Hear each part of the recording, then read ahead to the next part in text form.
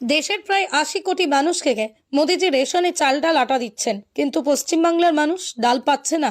সেই ডাল খেয়েছে যে জেলে আছে জ্যোতিপ্রিয় মল্লিক। আপনার আমার ডাল খেয়েছে বলে জেলের ভাত খেতে হচ্ছে। জানি না তাকে ডাল দিচ্ছে না শুধুই ভাত দিচ্ছে।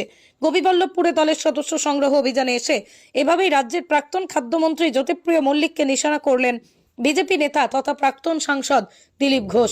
পূর্ব নির্ধারিত কর্মসূচি অনুযায়ী বুধবার বিকেলেই গোপীবল্লভপুর বাজারে সদস্য সংগ্রহ অভিযানে নামেন দিলীপ ঘোষ।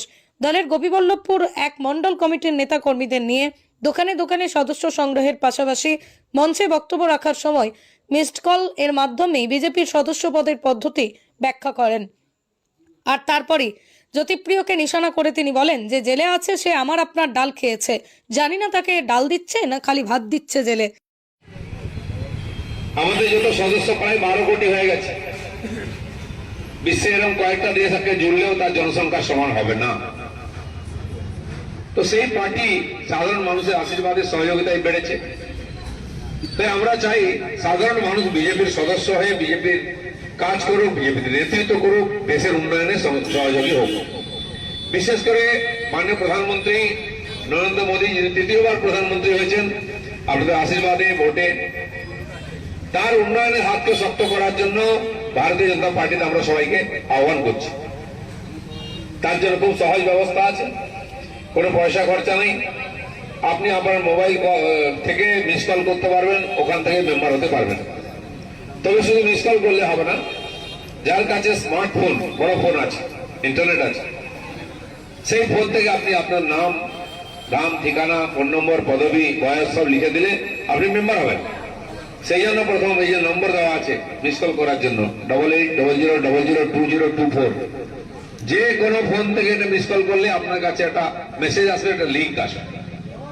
ছোট ফোন যাদের হাতে আছে তারা সেখান থেকে ফর্ম ফিল আপ করতে পারবেন না, কারণ তাদের ইন্টারনেট নেই।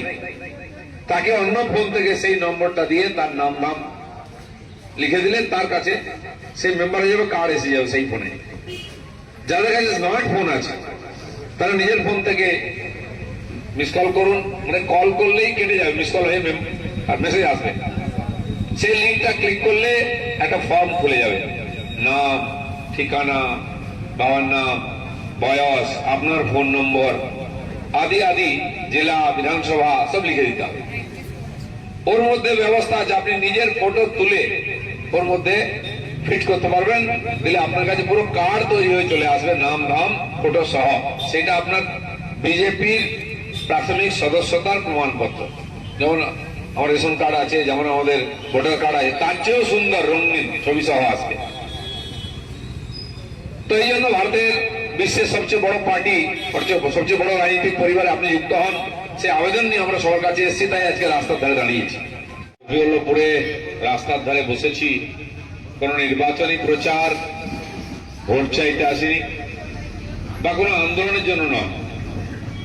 দুটো বিষয় আপনাদের সামনে নিয়ে এসেছি। প্রথম হচ্ছে যে প্রত্যেক নির্বাচনের আগে একবার করে ভোটার লিস্ট সংশোধন হয়। ঠিক আগামী 26-এ বিধানসভা নির্বাচনের জন্য পশ্চিমবাংলায় নতুন ভোটার লিস্ট তৈরি হচ্ছে। যে ছেলেমেয়েরা নতুন ভোটার হচ্ছে, মানে যাদের বয়স 18 বছর হয়ে গেছে বা 1 জানুয়ারি 25 অব্দি যাদের 18 বছর হয়ে যাবে, তাদের নাম ভোটার লিস্টে উঠবে।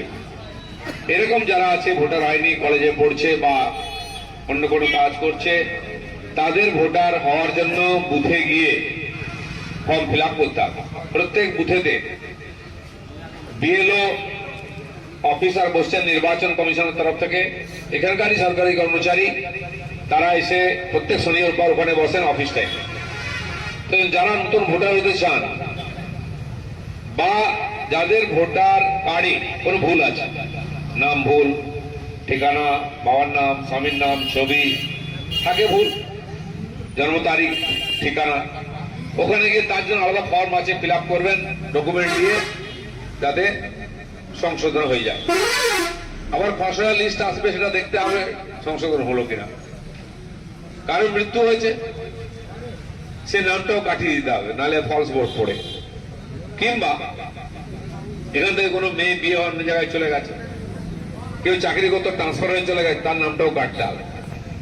আবার অন্য জায়গা থেকে কেউ এখানে এসেছে চাকরি করতে, ভোটার হতে চায়, তাকে ভোটার করে দাও। বিয়ে হয়েছে, নতুন বউ এসেছে, তার নামটাও এখানে যুক্ত করে দিতে হবে যাতে ভোট দিতে পারে।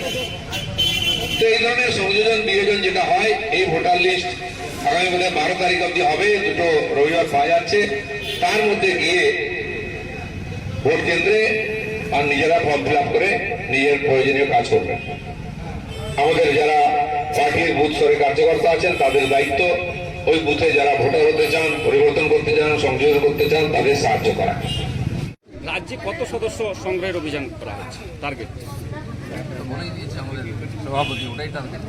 আমি জানবো কি বলবো। মানে আজকে এই একদিন এই যে ঝাড়গ্রাম জেলায় যেভাবে সংগঠনের ছিল বিজেপি, আজকে তার থেকে অনেক হচ্ছে, যেটা শাসক দলের কি মনে হয়? চেষ্টা হচ্ছে নতুন করে সদস্য করে পার্টিকে শক্তিশালী করতে। প্রত্যেক নির্বাচনের পরে আমরা শুরু করি, সেই অভিযান শুরু হয়েছে। গ্রামে গঞ্জে ঘুরছি, আমরা সাধারণ লোকের কাছে যাচ্ছি, তাদেরকে বলছি, সদস্য করছি যাতে পার্টি বাড়ে, আরও শক্তিশালী হয়।